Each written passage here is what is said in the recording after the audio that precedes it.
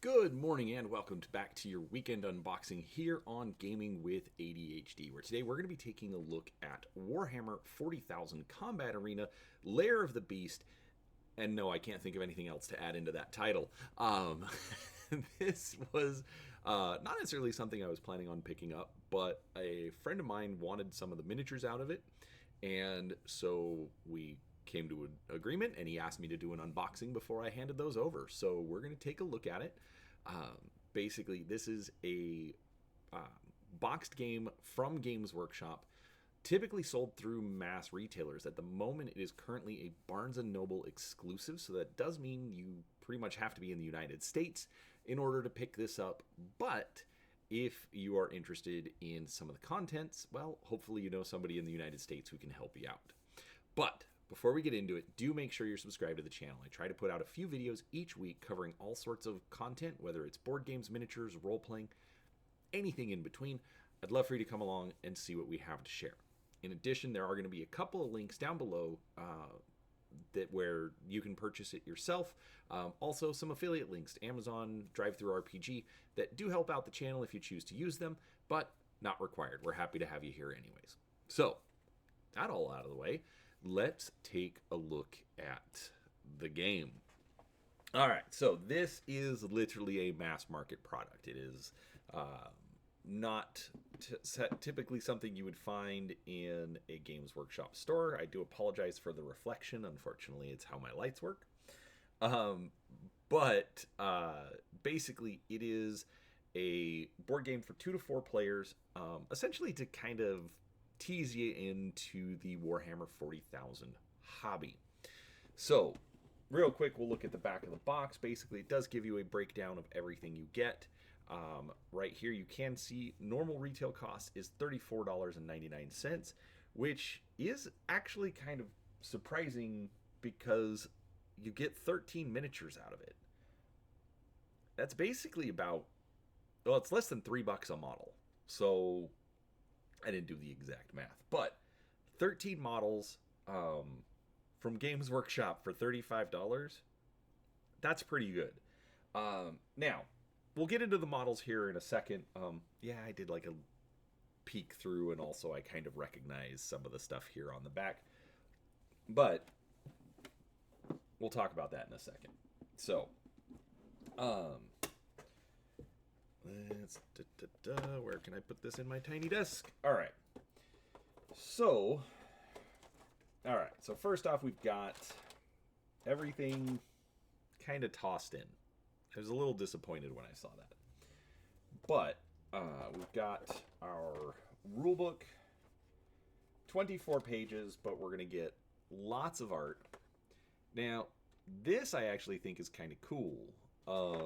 The art, if you don't recognize, is actually from the Blackstone Fortress game that came out 2018, so about 6 years ago. Also, a lot of the rules, or a lot of the booklet is, assembly rules for your miniatures. But again, we get lots of art. Games Workshop does have really, really good art. Description of all the miniatures that you're going to get. Sorry that there's lots of reflections on this. But then basic how to play. The text is really small. I am getting old, and that is a little frustrating because I am struggling to read some of this. But it's not too bad. The rules, just in that flip through, the rules are only about 6 pages long. We then have pictures of the miniatures, descriptions of basically the story. So essentially that's it. There's a lot of fluff in this booklet. Of course, they are going to give an ad for regular Warhammer 40,000. Like I said, this is supposed to kind of tease you into it. But overall, it looks like something that you would expect to find in a mass market retailer from Games Workshop. It's not trying to be complex. It's not trying to help people expand their armies. It's just, hey, you've seen this around. You want to try something? So I can get behind that. All right, so let's look at this portion. All right, so we've got a sheet of tokens, a nice, I'm going to call it a satin finish. So it's not too glossy, but I mean, the tokens are kind of plain. We have this chart, which I'm not entirely sure what it's for, but there we go. I do also like that they've reused a lot of kind of the imagery from Blackstone Fortress, like up here. I guess I should put this. It's like up here, these triangles showed up a lot through Blackstone Fortress. So kind of fun to see that they're reusing some of that. All right, so this is the actual arena that you're playing in. Basically, it's your heroes versus, at least from what I'm able to determine so far, your heroes versus a giant monster in the belly of the Blackstone Fortress. It is double-sided, so that's good. I don't see anything different outside of, like, there's these little things on the side, so maybe that affects it. But for all intents and purposes, I think it's just pick which side you think looks cooler and play with that. So, something to think about. All right, then we get into our miniatures. Now this is a little frustrating that they just kind of tossed it in. I mean, they're like they're pushed together miniatures, so I'm not really worried about them being damaged, but it's just a little disappointing. Let's zoom in and take a look at these. So this is the Amble. Basically, it's a big monster thing. I'm not sure if there's rules for it in regular 40K, but you've got the Amble, and I forget what they're called, but there's a couple of little monsters. Basically, you're going to plug it into this base, so you've got one here, one here. So technically, this is going to give you 3 models.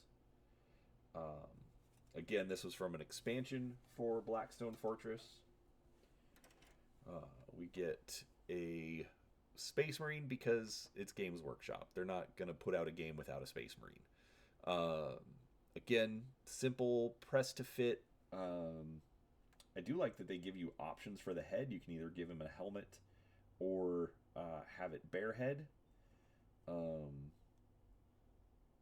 But it looks like, I mean, it's just a regular tactical Marine. All right. Then, all right. So this actually is where what I think is kind of cool about this. So I've been talking a lot about Blackstone Fortress. This right here, all of these sprues, are the miniatures for the heroes from Blackstone Fortress. And I think this is a fantastic way to reuse these models. I've got my Blackstone Fortress and I want to paint the miniatures, but I'm also like nervous because if you've watched any of my painting streams, you know I don't think highly of myself. But I can get a replacement set for relatively cheap. So I'm actually considering it. But that's a separate issue. Overall, I mean, the miniatures look really good. I'll actually get a post-assembly review because I actually have them all assembled already. I'll get a post-assembly review of these done, but I mean, it's typical Games Workshop. They've gotten really good with these models that aren't really designed for like customization. It's just put it together and play. But overall, I mean, they're really, really good. Lots of good detail. Like this guy, you've got all the different scales or fur, whatever that is. Lots of detailing. Let's see if I can zoom in and focus. Yeah. So I can see all the little details on here. I mean, as frustrated as I can get with Games Workshop sometimes, I mean, especially having like just some nice cheap ways to get their miniatures, you know, I really can't argue with that. So that's really good. All right, so what else do we have in the box? All right, we get dice, we get bases. Get a big base for the amble. We've got a whole bunch of cards. Let's pop this open real quick.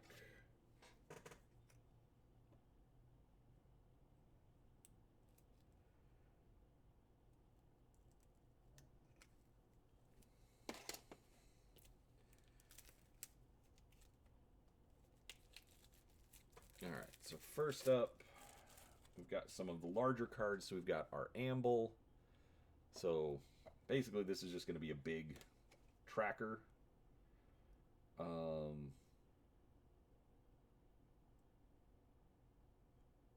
Okay, Fate of the Defeated. Though your fighter has been defeated, they may still have a part to play. The lair itself is a deadly place, and unfortunate accidents can befall the unwary. When your initiative card comes up, roll a dice and look at the result below on the table. So, oh, this is interesting. So, I'm assuming this is going to be a cooperative game. Again, folks, this is an unboxing. I haven't read through the rules yet. But I like it since it's running co-op. I do like the fact that they're giving ways that people who have been eliminated can do something in the game. That's one of the hard parts about games, is when you have that player elimination factor, and then just, you know, somebody has to sit there and wait. So giving them something to do is always good. I approve of that. All right, then we've got character cards for all the heroes. We've got an Eldar. Yeah, I'm that old. An Eldar Ranger. All they did is they added an A to the front and an I to the back. Come on.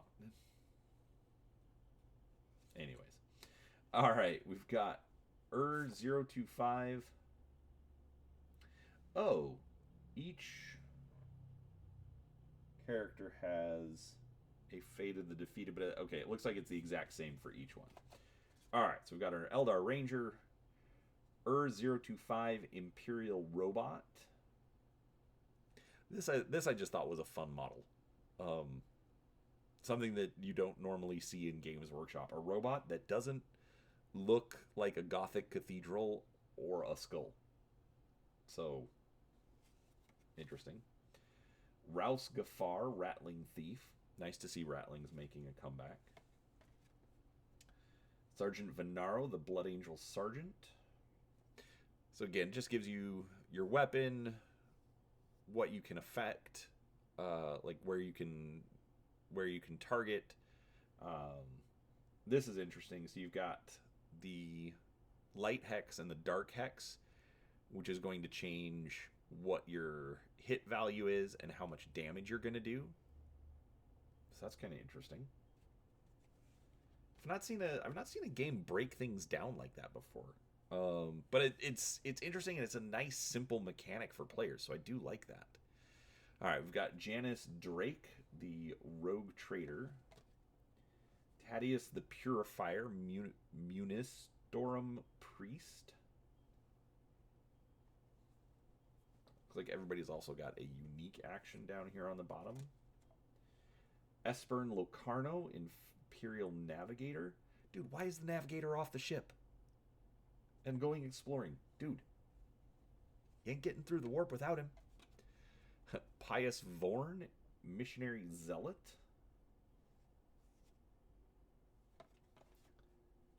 Dayak Grek, Kroot Tracker. And Rain Gafar, Rattling Sniper. So, again, all the Blackstone Fortress characters. I like the cards. They're nice, big. They're not too big, but I mean, especially on a normal sized table, they're not going to take up a lot of room anyway. So that's cool. All right, we've got initiative cards.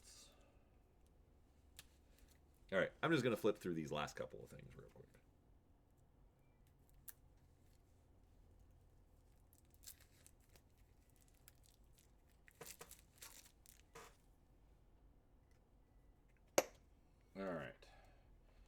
So, looks like we've got kind of like action, or we'll just say special action kind of cards. But basically just a nice quick action. These are probably... Okay, so these are going to be initiative cards. Obviously, I'm going to have to read the rules to how they work, because we've got 1, 2, 3, 4. It's a 4-player game, so you can use 4 heroes at a time, plus the amble. So 4 sets of cards, 1 for each player. Obviously, fairly self-explanatory.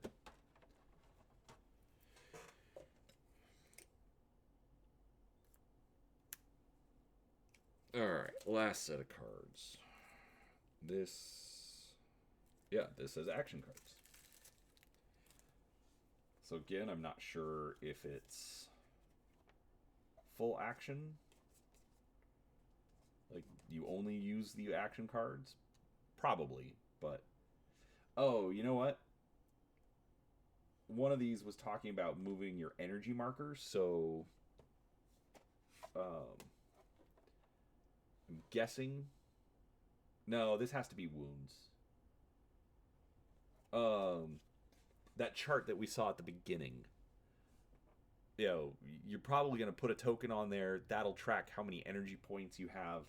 And then you can use these cards as you get them to take your actions. So use one action or one energy to back up one space, or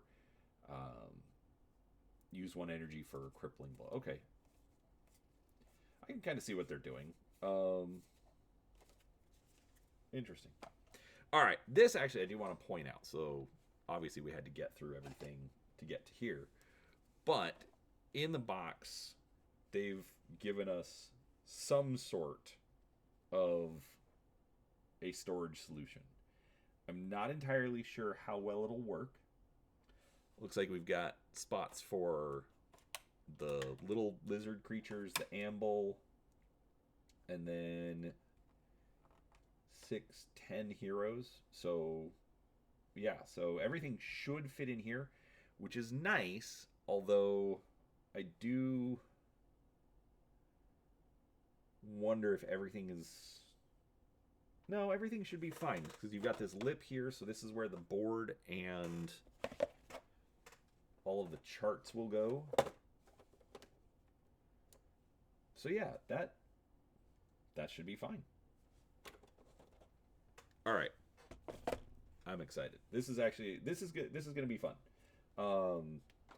Now I just need to get my friends over to actually play the thing.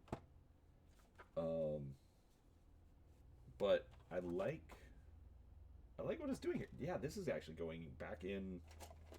Okay, for my complaint about how everything was tossed in the beginning, I'm going to say I like how a lot of games don't worry about how you're going to repack it, and I think they have in this case. So that's actually really good. I'm going to give them some props on that. So, anyways, that is Warhammer 40,000 Combat Arena Lair of the Beast. What did you think? Have you played it? Is the game worth playing? Or did you just get it for the miniatures? Let me know in the comments. I'd love to hear from you. This is, obviously kind of this is just my first impression. Obviously, I haven't played it yet, but I will come back to you all when I have, and I'll let you know more about it. So, let me know down in the comments. Have you played it? Did you just get the miniatures? Why am I covering it? Ask any questions, whatever, it's fine. But if you enjoyed the video, please do give it a thumbs up. Thanks for watching, and we'll talk to you next time.